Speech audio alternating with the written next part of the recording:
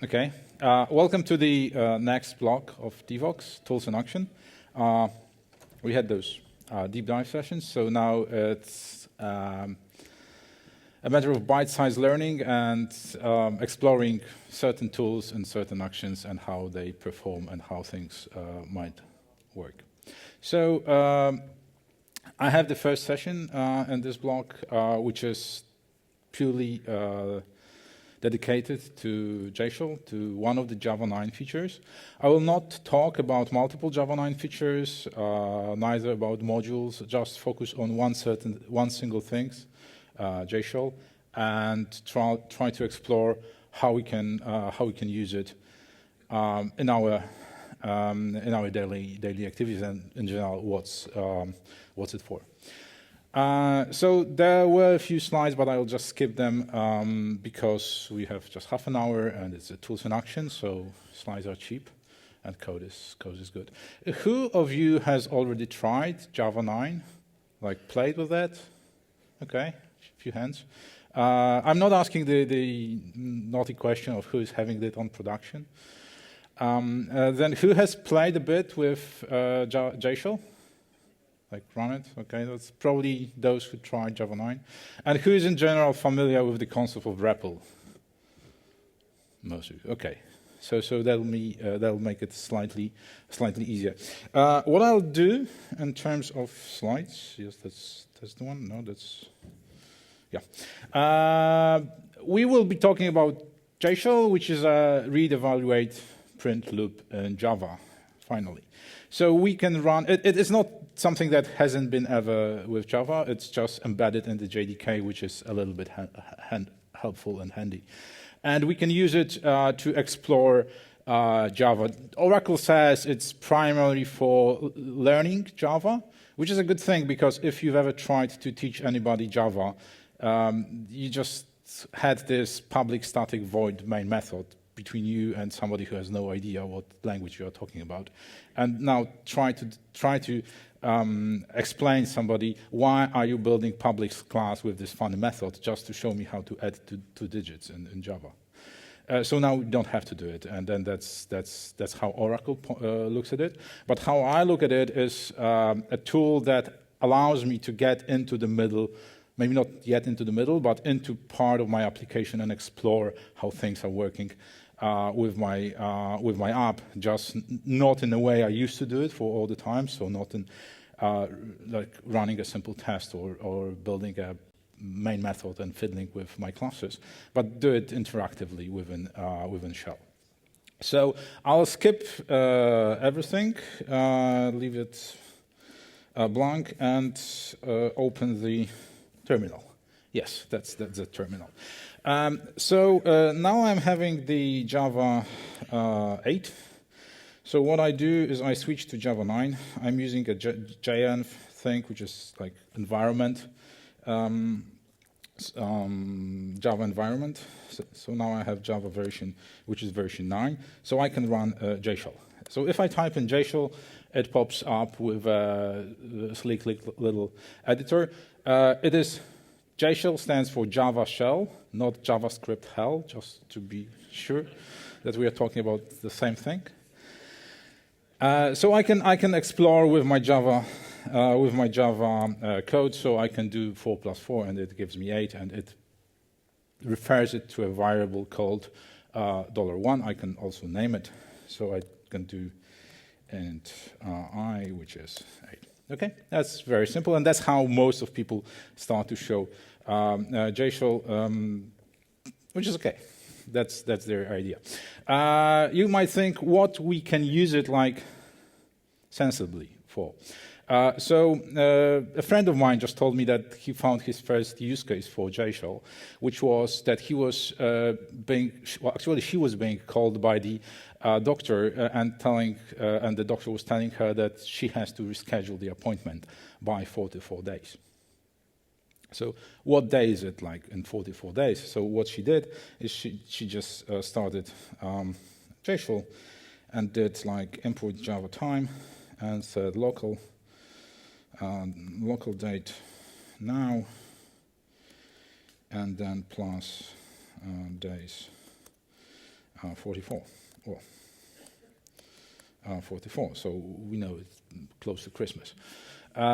So we can interactively do whatever we would like to do, and we can import everything we ever imagined from our Java environment. Actually, if we list all the imports, we see that we got quite a few standard library, quite a big chunk of standard library already imported.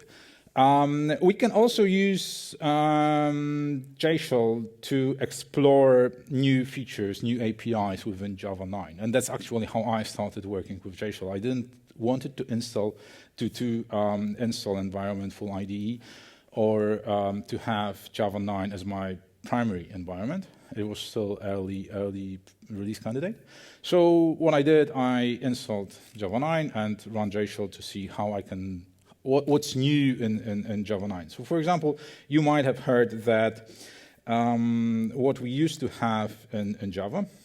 So we have let's build an array, a small list of numbers, which is enumerable, and it is a list of integer, and that's my list. Okay. Yeah, okay, so I have a list, and what we have in Java, we have the streams, which is great, so I can do list of stream, and then I can map it to optional of nullable. So I have, and then do a for each system out print line. So I have this list of with an optional empty at the end. And in Java 8, there was one of the big issues, and people were not happy with the streams API because there wasn't an easy way to get to flat map this. This optional, because optional didn't have a method, didn't have a nice and easy way to get from an optional, which is, to be honest, a stream of 0 or 1 elements, to an infinite stream, so a stream of 0 to n. So there was no way to get from optional to empty. People started to do it with the flat map, which was a little bit cumbersome, because what they did is they flat map this optional using either optional map of stream off if it wasn't empty, stream off, or else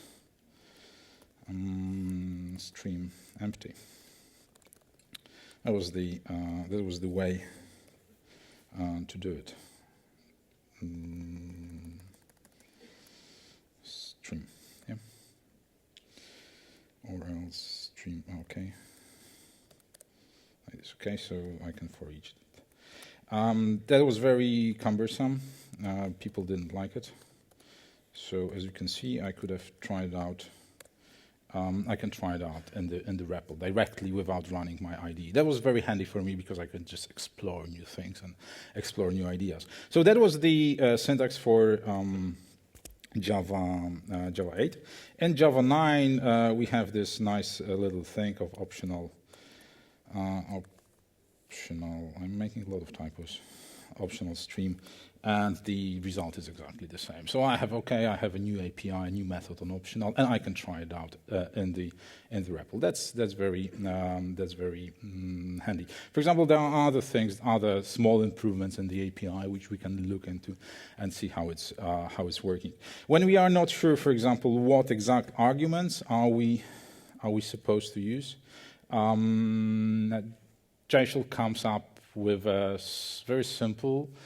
Yet quite powerful either syntax completion, as you can have seen, or the small Java doc snippet that just shows you what arguments are being there and what can you use. If you double tap, there's a more verbose information about what parameters, what interfaces, and so on and so forth. So you don't run a fully fledged IDE; you just have a small little tool to explore. What you can do is I can always list. I can always list everything I've typed in so far in my JShell. I can save it somewhere, for example, to my temp directory, and I can later on open it, which is handy. I will show it a little bit later on. But what I can always also do is I can edit a snippet. So I have a snippet number 10, and I would like to edit it. So I type in edit, and I type in 10, and you cannot see it, but JShell comes with a very powerful editor, which looks like this. Not very helpful. So let's get away with it. But what I can do is I can set up an editor, which is VI, and then if I redo my edit 10, it pops up a VI, and I can fiddle with it in the way I would like to do it. Then I can save it and evaluate. Okay, now I made a mistake, so I can save it, and if it's correct, then it gets evaluated. Okay, so can I do anything more sensible with JShell? Yeah, of course I can. So I can add some additional. I can add some additional classes or additional libraries to my class path. I'll do a little bit of cheating in here. I'll do the copy and pasting. So I can add some more classes to my class path. Now by hand, but I'll show later on how we can use it directly from Maven, which is again very helpful. So I've added a bunch of classes. What I actually did is I imported the small web framework called Spark Java, which is a Scalatra or Sinatra framework based on Jetty to just quickly write a few bunch of HTTP endpoints. Very handy, very helpful for the presentation. So I can import Spark, which is a Spark API, and I can do a service called HTTP, which is service.ignite. So I have an HTTP, and I set a port to 48, and I do HTTP initialize. And it starts a web server. I can actually show it to you if we switch to another. Yes. If I do curl HTTP localhost 8080, I will get 404 error. There is nothing there yet. We'll build a small endpoint. So let's get back to Shell. So Spark Java works like this, that we define handlers. Handler is a wrapper between request and response, and we build a response that we returns back to our which returns back. It's based on an interface called root, which takes a request and response and returns something. It can be a string, for example. If I define the root like this, okay, now I can edit it because it will be more.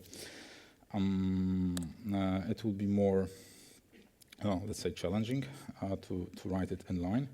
So I can edit it, and it might look like this. So I would like to have a response that will return a map foobar and a content type called application JSON. I save it and I quit. So now if I list, I see that my root, which is the snippet number 6, is already edited, and it's changed. So now I can add it to my HTTP. So I do HTTP get. Wait. This I have HTTP get foo. And it should take root as an argument, and now I have a foo, which I can show it to you. Curl HTTP.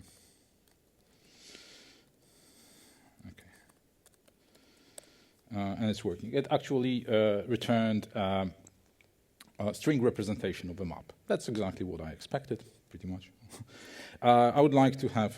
Okay, that's another. So I would like to have something better. I can import, for example, com Google JSON like this, and do a JSON JSON equals new JSON. Okay, and now I do another endpoint, which I'll call JSON, and I'll do JSON to JSON. So a little bit of API fiddling. I have another endpoint, which is working. So if I go to JSON, now I have a JSON representation with a proper content type and so on and so forth. Nothing without moving away from my shell. So I can actually tag a fully fledged library and start fiddling with JSON. With my new framework, not getting from my Java shell. The thing is that when we try those new libraries, very often how I used to start it, I build myself a small application, a small Java snippet that had this Java application and has this public static void method, where I explored how I actually can use the framework, how I can test the different methods, just learn the API. And here I just implemented, again with Spark Java, a very small to-do application that allows me to add a to-do and then remove a to-do. So it's a Java app. I can run it. I can if I leave it like this, I will be able to compile it with Java-C, or what I can do is I can try to run it directly from JShell. So I can do JShell and Java app. Actually, JShell takes arguments. I can pass any file to JShell, and it will try to evaluate it as a full as a Java file, just taking one line just taking a single line as a snippet. If I do it like this, it will just goes ballistic because there is nothing on my class path. Just to show you. It will start being very upset that he doesn't know anything about import Spark. This is because I haven't provided JShell any class path, as I did in the shell. So I can do JShell class path, and I can add classes to my class path. That's one way to do it. Or the other is take pretty much exact the same snippet, but add something on the top, like this. So I can, within my snippet that I pass over to JShell, I can either have Java code, which is like a normal code, and everything that starts with a hyphen, with a slash, that's directive to the shell, to the JShell itself. So I can do like set up an editor, which is VI, and then add a class path to my script, and then evaluate the whole script. And then, as you can see, I have a mix of imports, declarations, and defining a class, and then some, again, imports, and it's all mixed up. From JShell perspective, it doesn't really count. So if I close it, and I will run JShell snippets application JSON, it will pop up a new JShell. Okay, and if we get to the API to-dos, there's a new endpoint. It's an empty list. There are no to-dos defined, but I have this small list. And here in my shell, which is storage, and I can add, for example, a new to-do to my storage, to my list. It will be number 10, let's say, and it's the to-do from shell. And it will be first and completed, like this. So I added something to my storage, and then I get to the application, call the endpoint, and I have something working. It's like There is shell on one hand, the running application, and I can fiddle with it, which is really nice. I have even a UI for that. Okay, which is not shown. Come on. Localhost. There's an API, and as you can see, something has been added. If I add another one, yet another to do. So I have 2 to-dos. I refresh it just to show you that it's not cached in the browser. And if I get back to shell and yes, go for storage, I have 2 to-dos in my list. So I have full interactivity between my shell running application, which I can fiddle with, and the actual something that is actually deployed and something that is working. So this is something that I've been missing throughout quite a lot of time from Java, that if I run it, I did my tests, and I had very little way to fiddle with the actually running application. You could have done it with a whole bunch of hacky ways, but now there is a kind of a blessed way coming from Java that allows me to explore this concept of changing my application live, which is nice and which is great. Which is also very powerful, and with great power comes great responsibility. So I can imagine taking it up to my production environment and fiddling with the shell through my production application. There are people who are doing it with the Clojure REPL. Java REPL is not there yet, but I see people trying to do that.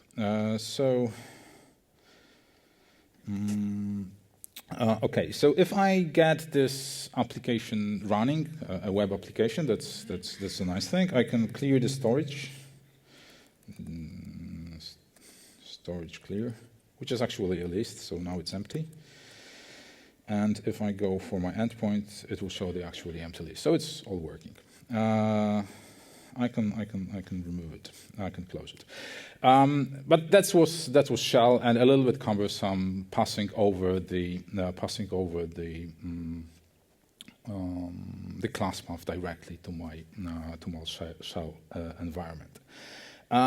We can do it better, or we can do it differently. In fact, most of us, or a vast majority of us, is using Maven for their project. So I would like to have this ability that if I run my Maven project, I would like to get into the middle of the build, or when we get the build, the stuff done, we can get with the whole class path, with the whole generated classes, with the compiled classes, directly to the shell and start exploring.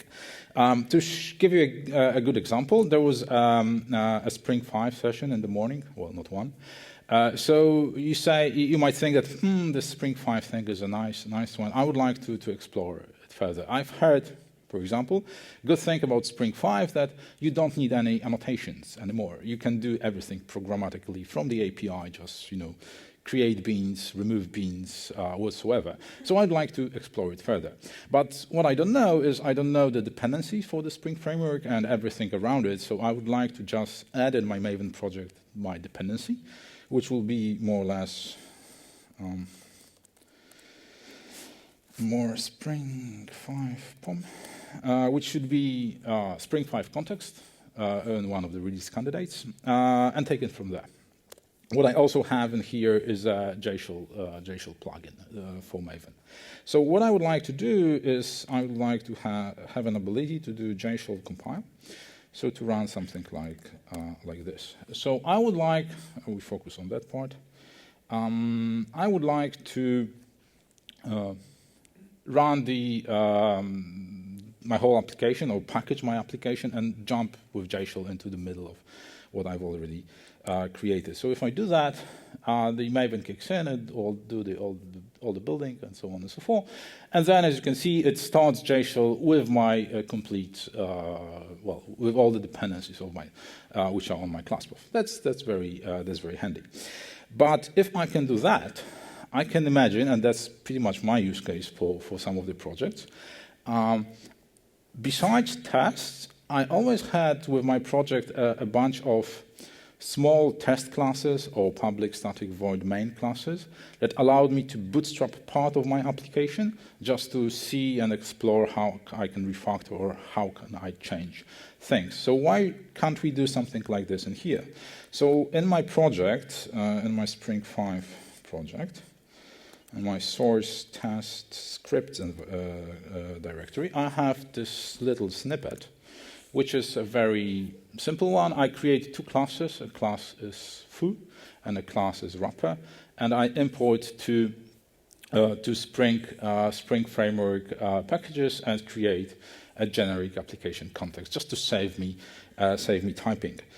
So I would like to run it with arguments. There's a bit of cheating, well, to make it faster, but I run the exact same target, which is just to show you. JShell compile.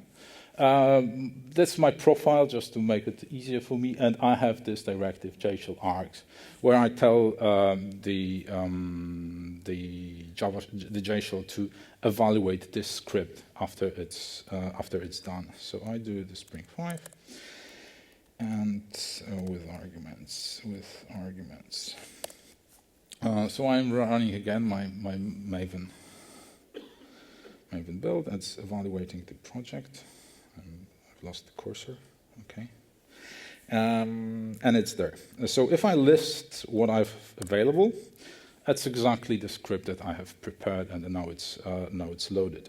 So if it's loaded, I can do what exactly I wanted to do. So I would like to register to a few bins and see how they interact with each other. I can set the editor, the Vim.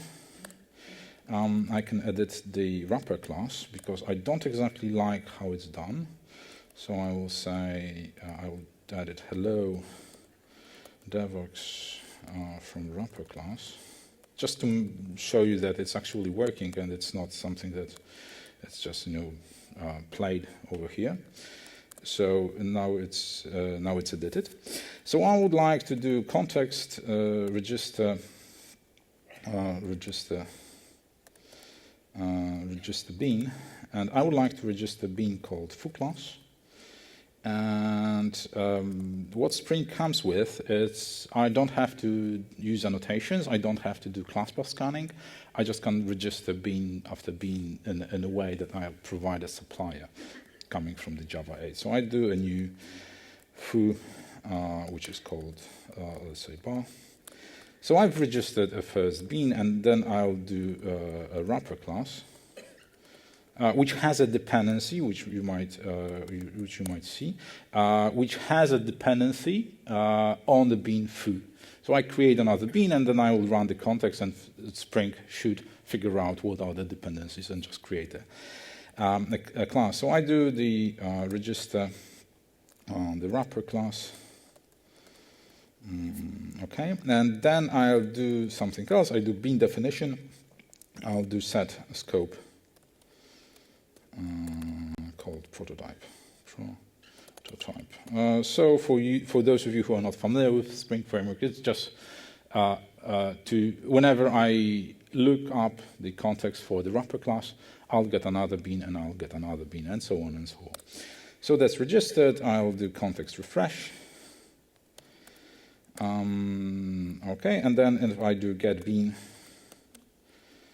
called foo class, I got my foo.